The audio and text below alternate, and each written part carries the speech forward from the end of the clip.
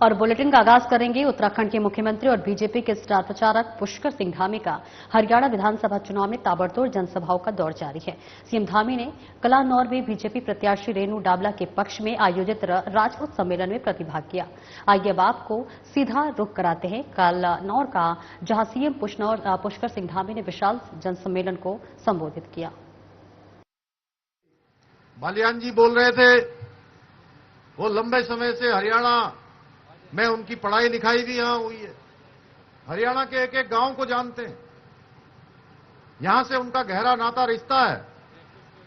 और उन्होंने 2004 से 2014 की स्थिति भी आपके सामने रखी और 2014 से लेकर 2024 तक किस प्रकार हरियाणा में काम हुआ है, यह भी उन्होंने रखा।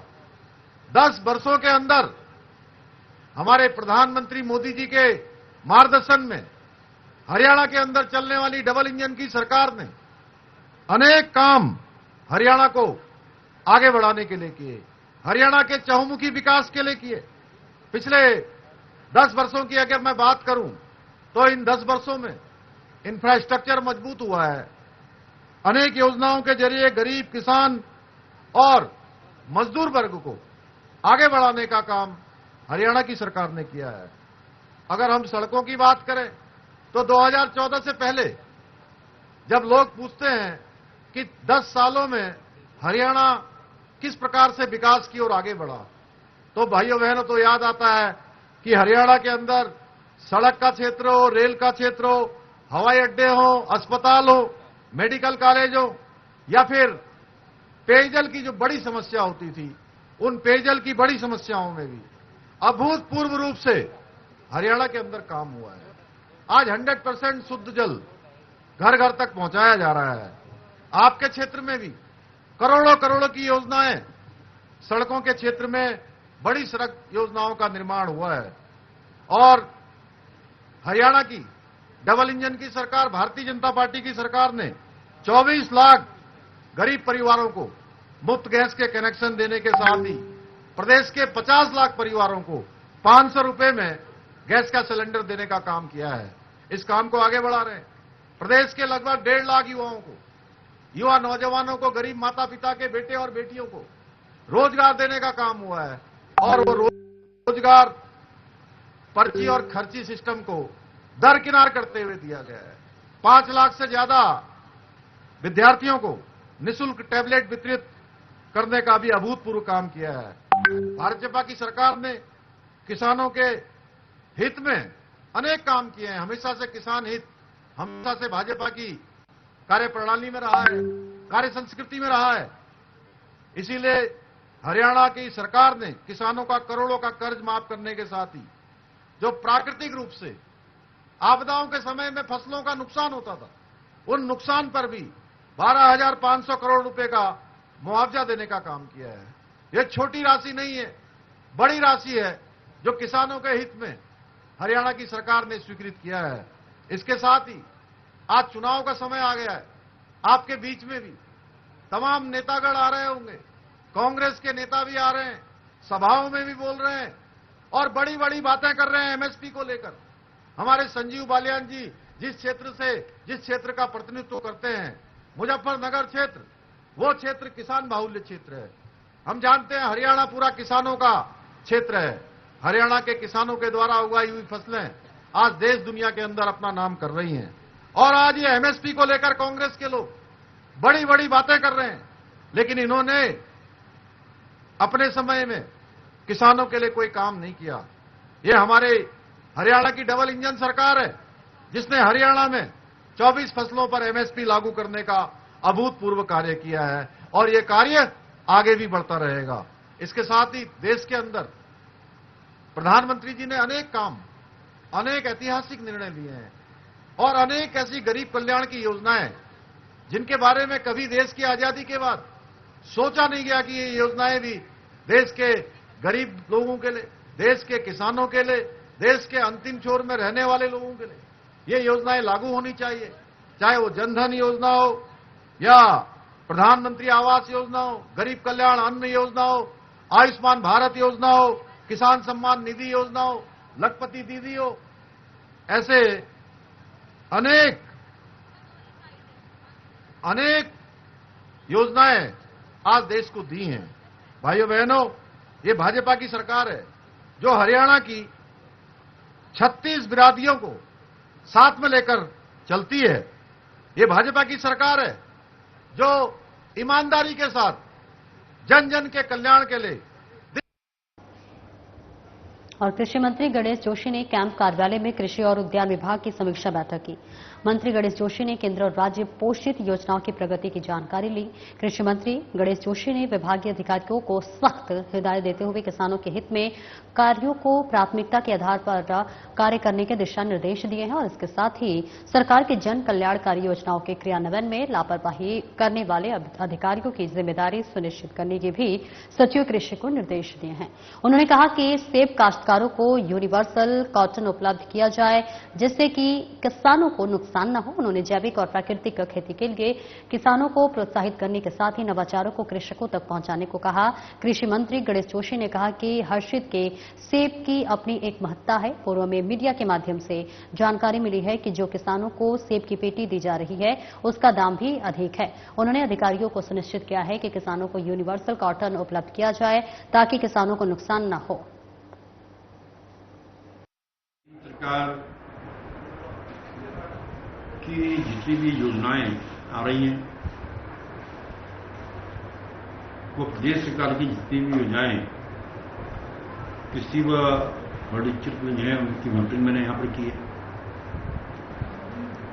और एक विषय क्योंकि हर्षिल का जो सेब है उसकी एक अपनी महत्ता है।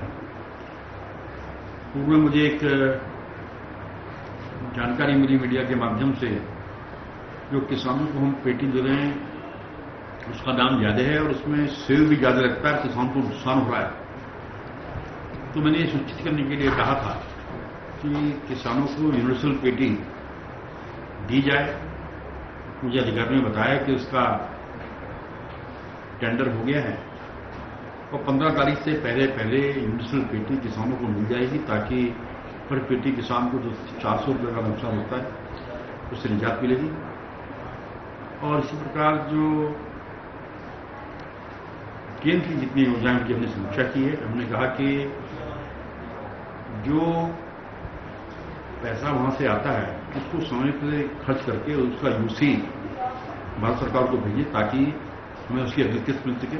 इन सारे मुद्दों पर जो है विचार हुआ। उसमें हमारे दोनों अपर सचिव, हमारे सेक्रेटरी, डायरेक्टर सारे लोग मौजूद थे और उन्होंने उनसे कहा है कि किसानों को बीज समय पर उपलब्ध कराना हमारी सबसे बड़ी प्राथमिकता है। तो उसका टेंडर हमारे विभाग ने बनाया है और समय पर हम किसानों को बीज दे रहे हैं और ये हमारी जिम्मेदारी है। और इस बीच विकासनगर से एक बड़ी खबर सामने आ रही है जहां आपको बताते चले एसएसपी अजय सिंह ने अवैध अतिक्रमण पर जायजा लिया है, निरीक्षण किया है। जी हां, ये बड़ी खबर आपको बता रहे हैं जहां पचपदुन में सरकारी जमीनों पर हुए अवैध अतिक्रमण का एसएसपी अजय सिंह ने जायजा लिया है। विकासनगर क्षेत्रांतर्गत ढकरानी, भीमा बला, डाकपत्थर बैराज और इसी के साथ साथ सहसपुर और सेलाकोई सहित कई क्षेत्रों का निरीक्षण किया है। ये बड़ी खबर आपको बता रहे हैं जहां सरकारी जमीनों पर अवैध रूप से अतिक्रमण पर बनाए गए धार्मिक स्थानों, मकानों और दुकानों को चिन्हित किया गया है। वहीं सरकारी जमीन से संबंधित विभागों को अवैध अतिक्रमण हटाने के लिए निर्देश दिए गए और इसी के साथ मुख्यमंत्री धामी ने दिए थे सरकारी जमीनों पर अवैध अतिक्रमण करने वालों के खिलाफ कड़ी कार्रवाई के आदेश। और अब एसएसपी ने देखिए जायजा ले लिया है जहां चिन्हित किए गए स्थानों पर बृहद स्तर पर चलाया जा रहा है सत्यापन अभियान। एसएसपी का भी ये बड़ा बयान सामने आया है जिसमें उन्होंने बताया है कि पचवादून में सरकारी जमीनों पर हुए अवैध अतिक्रमण का एसएसपी अजय सिंह ने जायजा लिया है। एरिया होता है और जब जिस तरह से पर्यटन की गतिविधियां बढ़ती है, लोगों का आवागमन बढ़ता है और खासकर जो भी पचवादून का देखा गया है कि इसमें थोड़ा सा अवैध अतिक्रमण फिर से अभी बीच में कार्रवाई पहले हुई थी पिछले साल, फिर से अवैध अतिक्रमण बढ़ा है, खास चाहे वो धार्मिक अवैध अतिक्रमण कहे चाहे वो अन्य रूप से कहे सरकारी भूमि पर। तो रेचो सी बात है, दिक्कत की बात है, इसमें सोचने वाली बात है कि आज जो निरीक्षण रखा गया था इसमें तहसीलदार साहब को बुलाया गया है। ऐसी बहुत सारी जगह हमने चिन्हित करी है, खासकर सेलाकोई, सहसपुर और इधर विकासनगर में, जहां पर सरकारी जमीन पर पुनः से अतिक्रमण की बात आई है, जहां पर कुछ धार्मिक अतिक्रमण की बात आई है और अवैध बस्तियों के बसने की बात आई है। आज वो सभी चीजों का भी फिजिकल विजिट करने के बाद जिस विभाग की जमीन होगी पूरी फोटो वीडियो रिकॉर्डिंग के साथ वो रिपोर्ट संबंधित विभाग को भी जाएगी कि जिससे पहले तो ये अवैध अतिक्रमण जो हो रहा है उसको रोका जाए और उसको हटाया जाए। और नैनीताल उसके आसपास इन दिनों रामलीला मंचन के लिए रिहर्सल की तैयारियां जोरों शोरों से की जा रही है और इस मौके पर सर्वप्रथम भगवान राम, माता सीता और लक्ष्मण ने सरस्वती माता का स्मरण किया, जिसके बाद श्री राम और सीता माता का अभिनय हुआ। और इस मौके पर समिति अध्यक्ष खुशहाल सिंह रावत ने सभी को नवरात्रि पर्व की बधाई और शुभकामनाएं दी। उन्होंने कहा कि आज के समय में बाल कलाकारों को एकत्र करना बड़ा कठिन काम हो गया है, फिर भी जो बाल कलाकार आते हैं उनको बारीकी से सिखाया जाता है। उन्होंने सभी से 3 अक्टूबर से होने वाली रामलीला में आकर बाल कलाकारों का उत्साह बढ़ाने की अपील की है।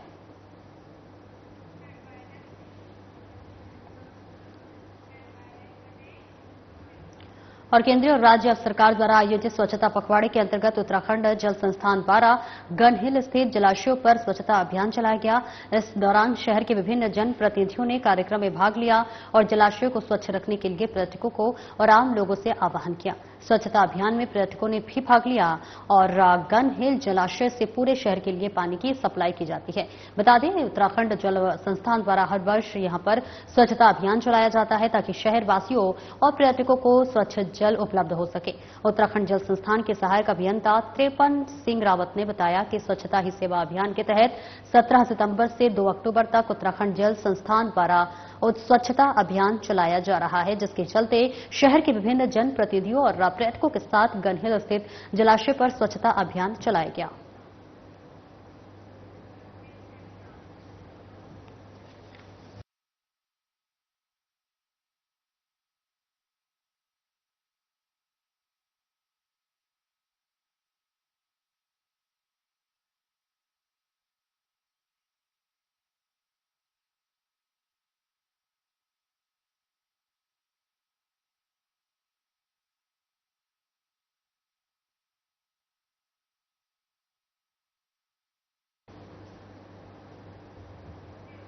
और इस बीच देहरादून से एक और बड़ी खबर सामने आ रही है, जहां महिला सुरक्षा को लेकर अब सजगता से काम किया जा रहा है। ये बड़ी खबर देहरादून से बता रहे हैं, जहां पर महिला सुरक्षा को लेकर उत्तराखंड पुलिस की एक पहल सामने आई है। फ्लो उत्तराखंड द्वारा पुलिस मुख्यालय में आयोजित किया गया है सेमिनार, और सेमिनार में डीजीपी अभिनव कुमार ने बतौर मुख्य अतिथि शिरकत की है। सेमिनार में डिजिटल युग में महिलाओं की सुरक्षा और साइबर क्राइम पर जागरूकता बढ़ाने पर चर्चा की गई है। बड़ी खबर आपको बता रहे हैं देहरादून से, जहां डीजीपी अभिनव कुमार ने महिलाओं की सुरक्षा के उपायों और सुदृढ़ करने की आवश्यकता पर जोर दिया है। वहीं पुलिस द्वारा महिलाओं की सुरक्षा के लिए उपलब्ध कराई जा रही पहल और सुविधाओं के बारे में जानकारी दी है। और देखिए, डीजीपी ने पुलिस द्वारा महिलाओं की सुरक्षा के लिए किए जा रहे प्रयासों पर भी प्रकाश डाला है। और इस बीच आपको बता दें, सुरक्षित वातावरण सुनिश्चित करने के लिए ऐसी पहलों पर समर्थन जारी रखे, ऐसा कहना है डीजीपी अभिनव कुमार का। और इसी के साथ साथ पुलिस द्वारा महिलाओं की सुरक्षा के लिए उपलब्ध कराई जा रही पहलों और सुविधाओं को प्रदर्शित किया गया है।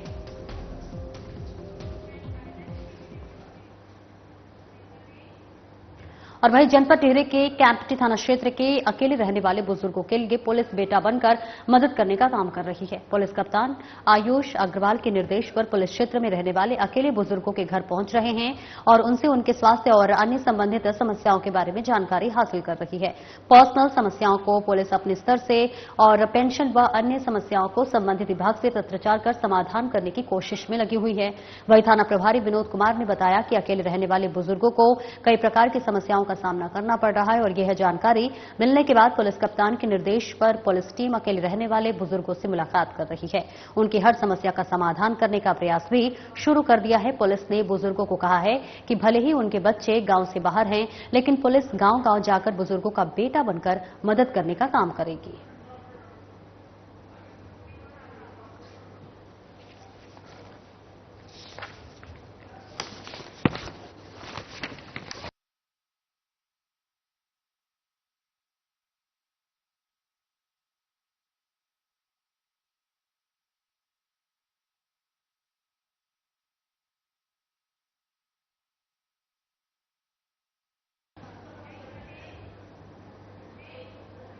और इस बीच मुनिकरेती से एक बड़ी खबर सामने आ रही है, जहां पर 22 स्पा सेंटरों पर छापेमारी की गई है। जी हां, ये पुलिस की बड़ी छापेमारी बताई जा रही है, जहां एसएसपी आयुष अग्रवाल के निर्देश पर मुनिकरेती में 22 स्पा सेंटरों पर पुलिस ने छापेमारी की है। छापेमारी से स्पा सेंटर के संचालकों में हड़कंप मच गया है। 7 स्पा सेंटरों में मानकों का नहीं हो रहा था पालन, और इस बीच ये छापेमारी की गई है।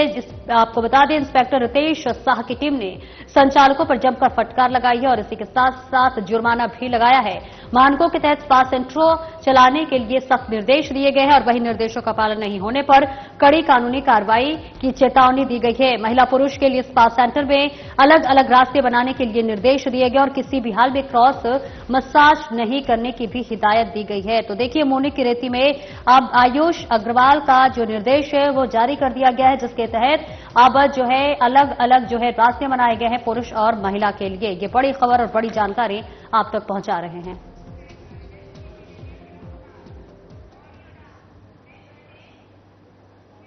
और वही सड़क पर दबंगई दिखा रहे युवकों के सिर से दून पुलिस ने दबंगई का भूत उतार दिया है। पुलिस ने घटना में शामिल 2 युवकों को गिरफ्तार किया है। पुलिस ने एक वाहन को कब्जे में लेकर सीज कर दिया है। पुलिस के अनुसार सोशल मीडिया पर वायरल वीडियो में कार सवार युवकों ने चक्राता रोड पर वाहन को टक्कर मार दी है, जिसके कार सवार व्यक्तियों के साथ मारपीट और गाली गलौज हो गई है। वही मामले का एसएसपी अजय सिंह ने शीघ्र संज्ञान लेते हुए प्रभारी निरीक्षक कैंट को आरोपियों के खिलाफ कार्रवाई के लिए निर्देश दिए हैं, जिसके बाद थाना कैंट पर पुलिस टीम गठित की गई है। पुलिस टीम ने वायरल वीडियो में दिख रहे वाहन के संबंध में जानकारी ली है और घटना में शामिल गौरव कुमार और सुमित कुमार निवासी सहारनपुर को पुलिस एक्ट में गिरफ्तार किया गया है।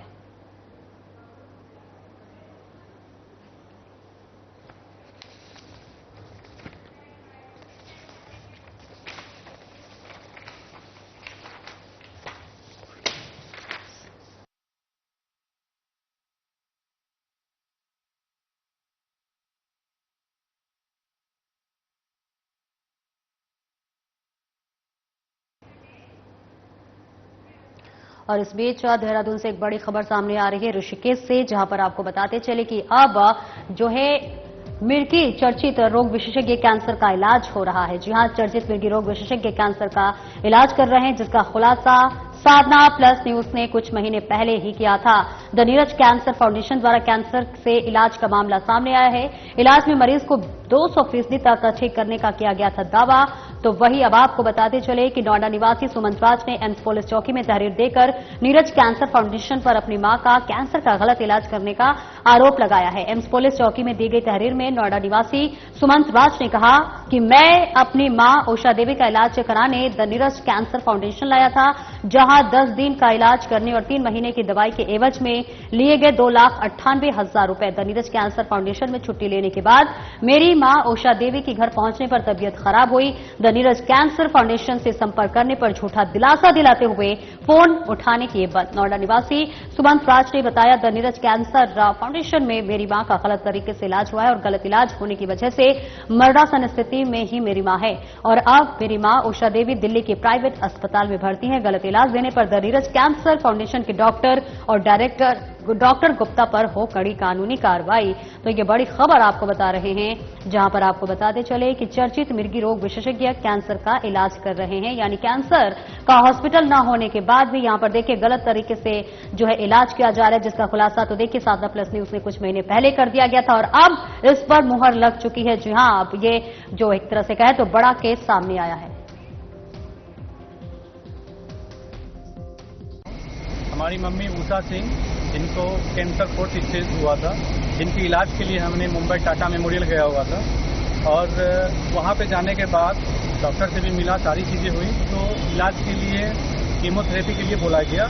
लेकिन उसी बीच हमें संपर्क मिला और हमने संपर्क किया नीरज कैंसर फाउंडेशन ऋषिकेश में, और गुप्ता जी ने और उनकी टीम ने मुझे बताया कि आप मम्मी को कीमोथेरेपी मत डलवाइए, आप आ जाइए सीधा हमारे पास और हम आपकी मम्मी को बेहतर ज़िंदगी देंगे और 8-10 साल की ज़िंदगी देंगे, आपको घबराने की ज़रूरत नहीं है और आप आइए यहाँ पर। तो फिर हम लोग ने वापस दिल्ली आया, फिर दिल्ली से ऋषिकेश आए। ऋषिकेश आने के बाद यहाँ पे गुप्ता जी से मिले और उनकी टीम से उन्होंने 100% आश्वासन दिया कि आपकी मम्मी हमेशा स्वस्थ रहेगी, आप बस जैसा मैं इलाज करता हूँ मुझे करने दीजिए। तो इलाज के नाम पर उन्होंने 10 दिन का मुझसे 3 लाख रुपया लिया, जो हमने नीरज कैंसर फाउंडेशन के नाम पे अकाउंट नंबर पे 3 लाख रुपया हमने पेमेंट डाला। उनकी सारी हमारे पास डिटेल्स भी है। और जब यहाँ पे इलाज चला तो उन्होंने जब 10 दिन हो गए तो उन्होंने बोला कि आप घर जाइए, 3 महीने की आप दवाई खिलाइए और हर 3 महीना पे आपको आना है और 5 दिन यहाँ पे रहना है। लेकिन जब हम लोग घर गए तो दिल्ली में जब रहना स्टार्ट किए तो 8-10 दिन के बाद उनकी तबीयत लगातार बिगड़ने लगी और हमने जब इनकी टीम को कोशिश की इनसे बात करने की तो इन्होंने बोला कि गुप्ता सर अमेरिका चले गए हैं और धीरे धीरे इनकी टीम जो है हमारी फोन उठाना बंद कर दिए। यानी कि हम ये बोल सकते हैं कि इन्होंने हमारे साथ फ्रॉड किया है, मानवता के नाम पर इन्होंने हत्या की है, क्योंकि इसे हत्यारा ही बोल सकते हैं, क्योंकि इन्होंने भी किसी की हत्या की और आज हमारी मम्मी ऐसी स्थिति में है कि बस वो 1-2 दिन जीने वाली है, उनकी सांस बस चल रही है, जो इनकी देन है। हम आप लोगों से यही आग्रह करना चाहेंगे कि इनके खिलाफ सख्त से सख्त कार्रवाई किया जाए, क्योंकि जो आज हमारे साथ हुआ है वो किसी और लोगों के साथ न, किसी और लोगों के घर को ना उजाड़ सके।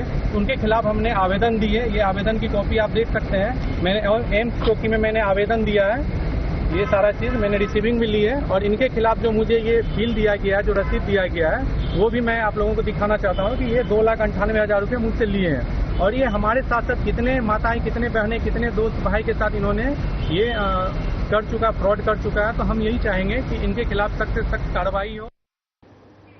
और इस खबर पर ज्यादा जानकारी के लिए उत्तराखंड से हमारे ब्यूरो चीफ कमल शर्मा हमारे साथ जुड़ रहे हैं। कमल शर्मा, ये पूरा जो मामला है इसका भंडाफोड़ एक तरह से कहे, खुलासा कब हुआ?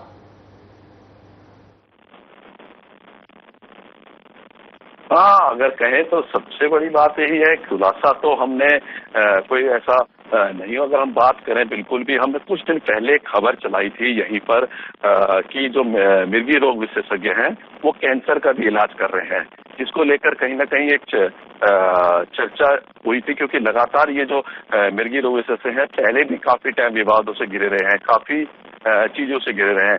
अब एक जो मामला जो हमें खबर चलाई थी वो कहीं ना कहीं अब सही साबित हुई है और एक मामला निकल के यहाँ पर आया है। जो नोएडा और कैसे बिहार के निवासी हैं वो अपनी मदर को यहाँ पर लेके आए थे और उन्होंने कहा, जिस हिसाब से आप सुन भी रहे हैं, वो अपना दावा कर रहे हैं और उन्होंने एम्स ऋषिकेश की पुलिस चौकी है वहां पर तहरीर भी दी है और सारे डॉक्यूमेंट्स वहां पर दिए हैं कि उन्होंने कहा था कि दावा किया गया है कि आपकी माता जी को हम बिल्कुल ठीक कर देंगे और लगभग 10 दिन यहाँ पर रखा, थेरेपी करी और लगभग 2,98,000 की रसीद भी उन्होंने बताई है, जो इनके द्वारा निजोथेरेपी के द्वारा जो ली भी गई है यहाँ पर फाउंडेशन के यहाँ पर। और सबसे बड़ी बात कहें तो उसमें ये बातें भी निकल के आई हैं। उन्होंने कहा कि जब हम यहाँ से इलाज करा के गए वहां पर वापस तो कहीं ना कहीं प्रॉब्लम आनी शुरू हो गई है हमारी माता जी को, और उसके बाद जब हमने उनसे बात करी काउंसलर से, तो पहले तो बात करें, लेकिन फिर वो हमारे से बात करने के कतराने लगे। फिर उन्होंने कहा है कि इलाज वहाँ प्राइवेट हॉस्पिटल है वहां पर चल रहा है और स्थिति बहुत खराब है। जो ये दावा कर रहे थे कि आप चिंता ना करिए, 8 से 10 साल आपकी मतलब बिल्कुल ठीक हो जाएगी, किसी प्रकार की कोई दिक्कत नहीं है, 3 लाख रुपए भी ले लिए और आगे भी उन्होंने कहा कि कोई चिंता की बात नहीं है। उसके बावजूद उन्होंने बहुत बड़ा आरोप लगाए हैं। उन्होंने यहाँ पर उन्होंने स्पष्ट रूप से कहा, उन्होंने जिस हिसाब से उन्हें इतनी तबीयत खराब हो गई और आगे कई लोगों के साथ भी इस प्रकार की चीजें होंगी, तो उन्होंने नीरज केयर जो फाउंडेशन है उस पर आरोप लगाते स्पष्ट रूप से कहा उन्होंने कहीं ना कहीं ये मामले जो हैं और भी हुए होंगे। तो इस बार की बातें यहाँ निकल के आई हैं। तो कुल मिला के कहें बहुत बड़ा यहाँ पर चर्चा का विषय और जिसको हम लगातार यहाँ पर पुख्ता कर रहे थे कि जो विशेषज्ञ हैं, जो चर्चित लोग हैं, जो पहले काफी विवादों में भी रहे हैं, कहीं उनके पास केस भी चल रहे हैं और माननीय उच्च न्यायालय और कई जगह भी उनके खिलाफ पहले भी काफी हुए हैं, एनआरआई ने भी काफी किए थे। अब कैंसर का मामला भी निकल गया है जो वो ट्रीटमेंट कर रहे हैं और अब ये मामला निकल, मरीज की जो उनका बेटा है उन्होंने यहाँ पर खरीद दिया और उन्होंने स्पष्ट रूप से कहा है कि हमारे साथ धोखा किया गया है और इस प्रकार के जो ये इलाज करते हैं, ये डॉक्टर्स हों जो भी हों, उनके खिलाफ सख्त से सख्त कार्रवाई होनी चाहिए। ये उन्होंने एम्स में तहरीर चौकी है वो मांग की है। बहुत शुक्रिया कमल इस तमाम जानकारी के लिए। आप नजर बनाए रखिए, जैसे इस खबर में और कोई अपडेट आता है हमसे साझा कीजिए। बहुत बहुत शुक्रिया आपका। और फिलहाल इस बुलेटिन में इतना ही, दीजिए इजाजत, नमस्कार।